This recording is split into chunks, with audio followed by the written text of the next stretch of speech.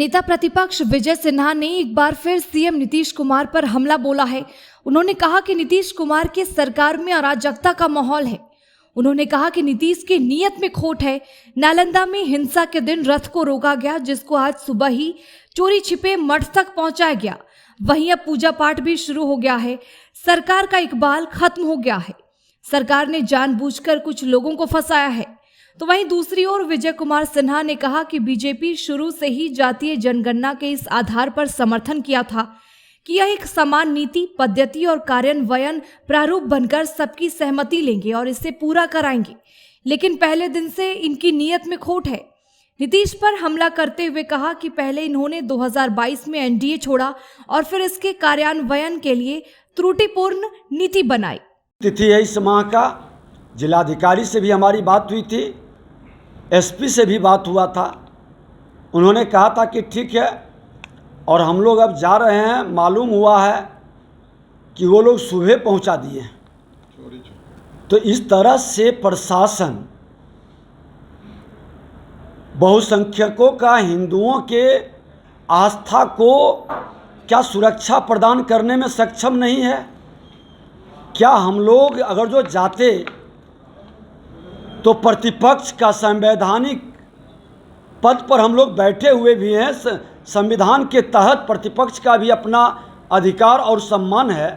हम तो हाँ सामाजिक सद्भाव, लोगों की आस्था पर जो चोट लगा है उसको भी सहलाने के लिए, लोगों को मिलाने के लिए सभी धर्मों का सम्मान हम करते हैं।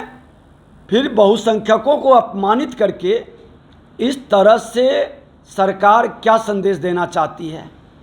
तुष्टीकरण की राजनीति से क्या राज सत्ता चल सकती है? एक पक्षीय व्यवस्था से क्या सरकार चला पाएगी?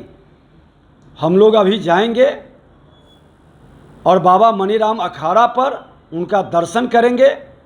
लोगों का फोन आ रहा है और इस तरह की व्यवस्था अगर जो बिहार के माननीय मुख्यमंत्री अपने गृह जिला में भी सुरक्षा नहीं दे सकते, सुरक्षा व्यवस्था नहीं बना सकते,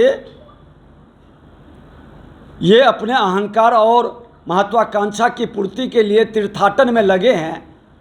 और किस तरह से प्रशासनिक अराजकता बनी हुई है, जिसका सबसे बड़ा उदाहरण है कि क्या लगता था परफेक्शन IAS, UPSE और BPSC फाउंडेशन क्लासेस के लिए समर्पित संस्थान। यहाँ आपको UPSE selected and interview appeared faculties द्वारा गाइड किया जाता है। Separate batches for Hindi and English medium. 65वीं और 64वीं BPSC एग्जाम में 69 और 107 रिजल्ट्स एवं 66वीं BPSC एग्जाम में 131 रिजल्ट्स हासिल किया है परफेक्शन IAS टीम ने। परफेक्शन IAS, कुमार टार, बोरिंग रोड, पटना।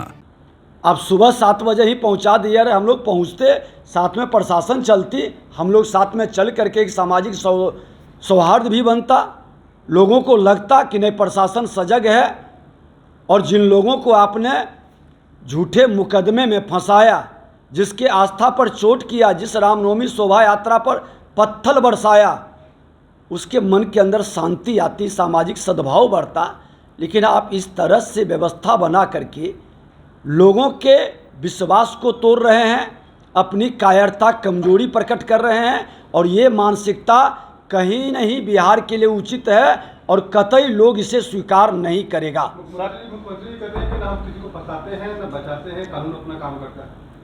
अगर जो नहीं बचाते हैं, नहीं फंसाते हैं, तो उनके कैबिनेट मंत्री इजराइल मंसूरी, जिस पर डायरेक्ट मृतक का परिवार FIR करने जाता है और उनको कॉपी भी देते हैं, वो पढ़ते भी हैं, स्वीकारते भी हैं, FIR क्यों नहीं होता है?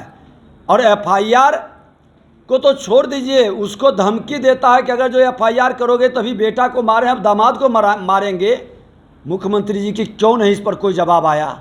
न बचाते हैं न फंसाते हैं, न बचाते हैं न फंसाते हैं। वही मामला पर तो विधानसभा के अंदर में प्रश्न उठाए थे और आज तक उसका जवाब और समस्या का समाधान नहीं हुआ।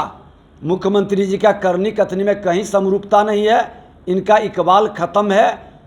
कुर्सी के लिए, सत्ता के लिए समझौता कर चुके हैं, समर्पण कर चुके हैं और ये अब दिन गिन रहे हैं। सर, नालंदा के सामने करने की बात कही। रावण भी बजरंगबली को कैद करने के लिए चला था। और रावण कैद करने की जगह पर लंका को ही बजरंगबली जला के चलाए थे। इन लोगों की जो लंका रूपी अपने साम्राज्य को बनाए हैं, प्रशासनिक अराजकता, अपराध और भ्रष्टाचार का जो माहौल खड़ा किए हैं, उस माहौल में हमारे बजरंग दल और बजरंगबली के स्वरूप में, राष्ट्र हित में, समाज हित में, सबके हित में, आपदा विपदा में काम करने वाले लोग पर जिस दिन प्रतिबंध लगाएंगे, इनकी लंका जल जाएगी और ये लोग कहीं दिखाई नहीं पड़ेंगे।